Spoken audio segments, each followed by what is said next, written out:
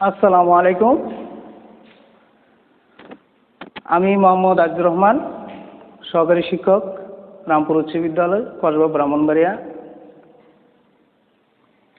আমি আজ হাজির হয়েছি অষ্টম শ্রেণীর বাংলা দ্বিতীয় পত্র নিয়ে। অবশ্যই তোমরা অবগত আছো যে গত ক্লাসে বাংলা ব্যাকরণের শব্দ গঠন নিয়ে আলোচনা করেছিলাম। শব্দ গঠনের শ্রেণীবিভাগের মধ্যে তিনটি ভাগ করা হয়েছে। একটি হচ্ছে ধনাত্মক শব্দ, একটি হচ্ছে অনুকার শব্দ, আরেকটি হচ্ছে শব্দদত্ত অথবা বিরক্তি শব্দ। আমরা প্রথমেই ধনাত্মক শব্দ নিয়ে আলোচনা করেছিলাম। আজ অনুকার ও শব্দদত্ত নিয়ে আলোচনা করব।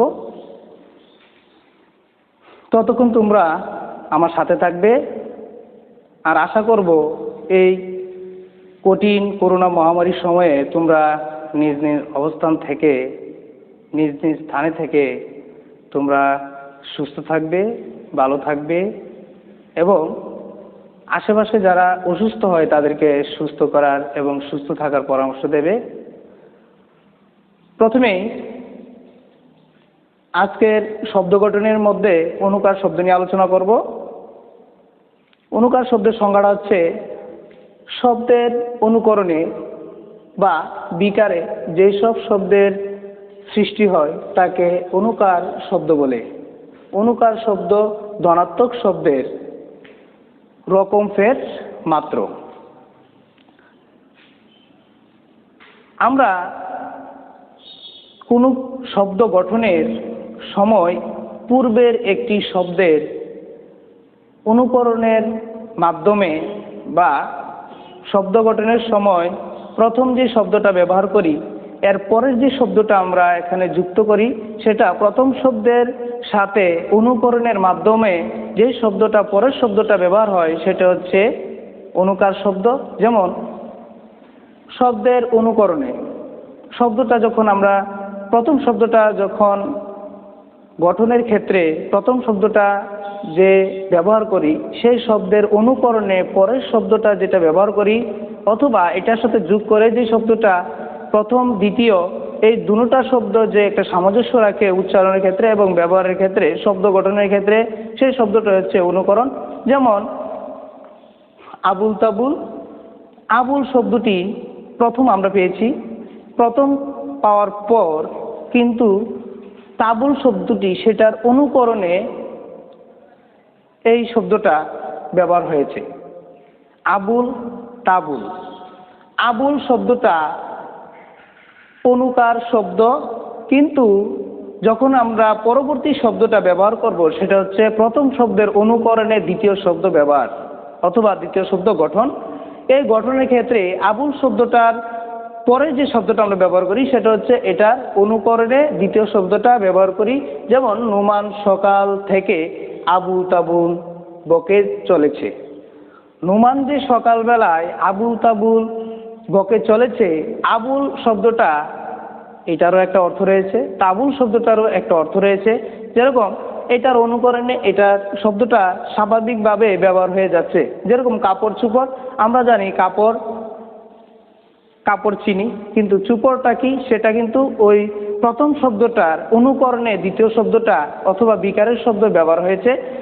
আরেকটা শব্দ হচ্ছে খাবার দাবার। একটা হচ্ছে খাবার আর একটা হচ্ছে দাবার, কিন্তু এই খাবার দাবার শব্দটি একটা প্রথম শব্দটার অনুকরণে দ্বিতীয় শব্দটা ব্যবহার হয়। গুছ গাছ, যেমন সাজগুজ। আমরা কোনো অনুষ্ঠানে অথবা বাড়িতে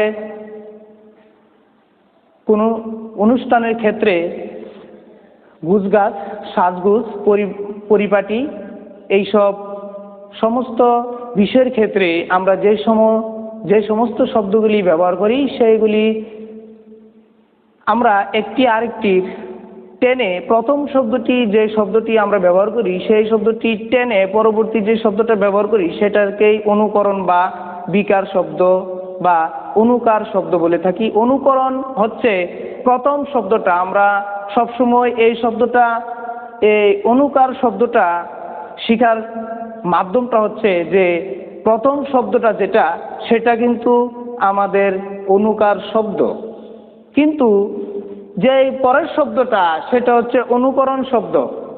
প্রথম শব্দের অনুকরণ হচ্ছে দ্বিতীয়টা, আর শব্দের অনুকরণে বা বিকারে যে সকল শব্দের সৃষ্টি হয় তাকে অনুকার শব্দ বলে।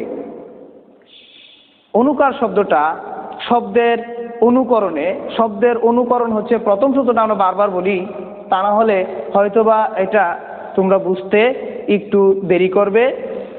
প্রথমেই আমরা জেনেছি প্রথম যে শব্দটা সেটা হচ্ছে অনুকার শব্দ, কিন্তু শব্দের অনুকারে অনুকরণের মাধ্যমে যে সকল শব্দ সৃষ্টি হয় তাকে আমরা অনুকার শব্দ বলি।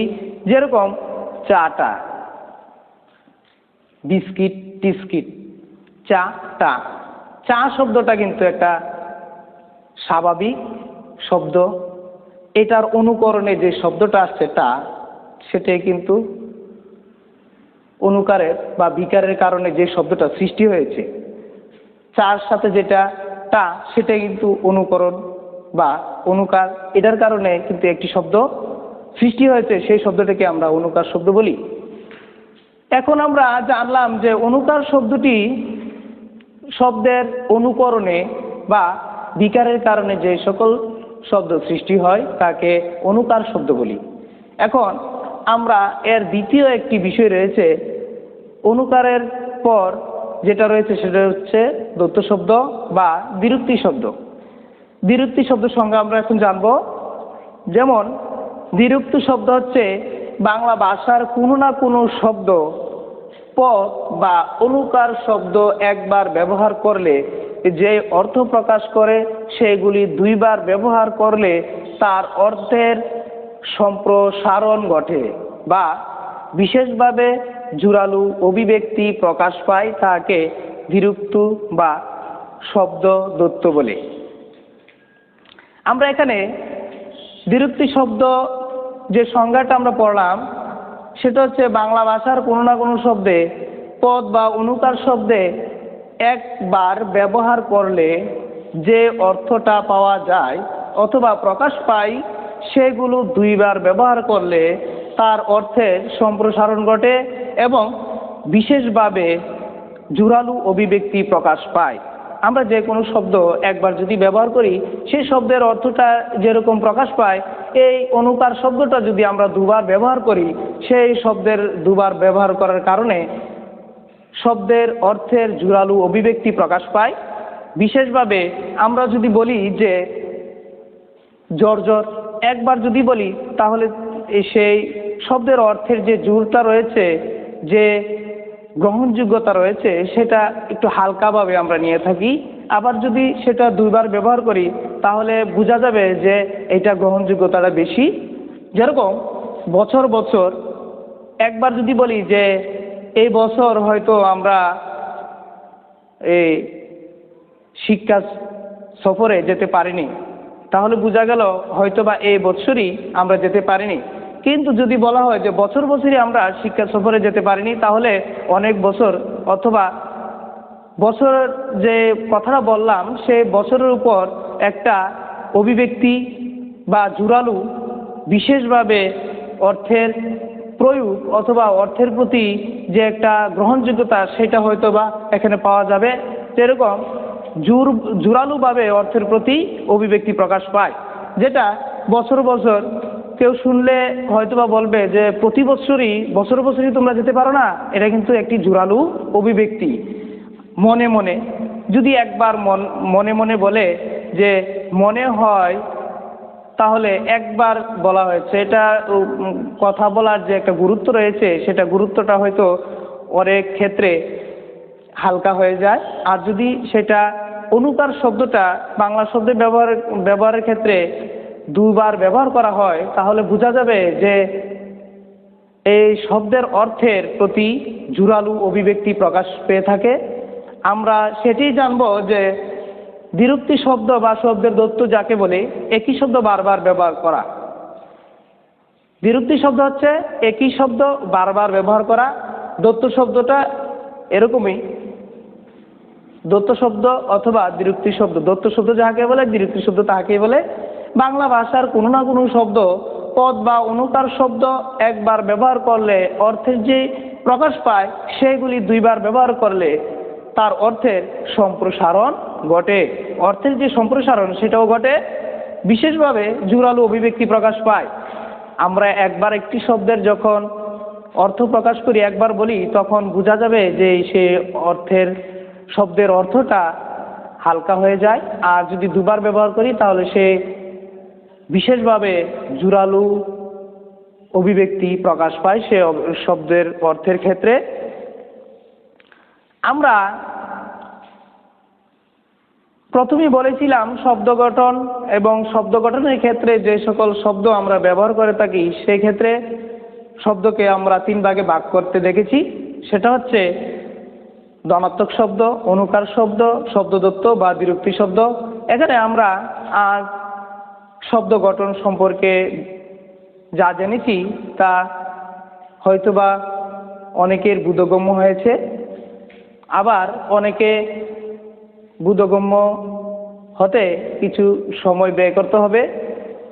সুপ্রিয় শিক্ষার্থী, তোমরা অবশ্যই শব্দ গঠনের ক্ষেত্রে সচেতন থাকবে এবং শব্দ গঠন একটি শব্দ দুবার ব্যবহার করলে অথবা বিরুক্ত অথবা দ্বৈত শব্দ ব্যবহারের ক্ষেত্রে একটু সজাগ থাকবে এবং অনুকার শব্দের ক্ষেত্রেও সজাগ থাকতে হবে। অনেক সময় আমরা সংস্কৃত ভাষাগুলি থেকে অনেক শব্দ আমরা পেয়ে থাকি যে শব্দগুলি সাধারণ মানুষ হিসাবে বা যারা আমরা সাধারণভাবে পড়ালেখা করে থাকি তারা বলে থাকি যে শব্দগুলি হয়তোবা বই পুস্তকে নেই, আমরা এমনিতেই বলে থাকি, কিন্তু বই পুস্তকে আছে, আমরা হয়তোবা জানি না। যেরকম বাগধারার অনেক শব্দের অর্থ রয়েছে, অনেক বাগধারা রয়েছে যে বাগধারাগুলি সংস্কৃত বা বাগধারার ব্যাকরণের অংশের মাধ্যমে প্রকাশ পেয়ে থাকে। আমরা সব বিষয়গুলি জানার চেষ্টা করব। পরবর্তী ক্লাসে তোমাদেরকে অন্য একটি বিষয় নিয়ে আলোচনা করব। ততক্ষণ তোমরা ভালো থাকবে, সুস্থ থাকবে। আল্লাহ হাফেজ।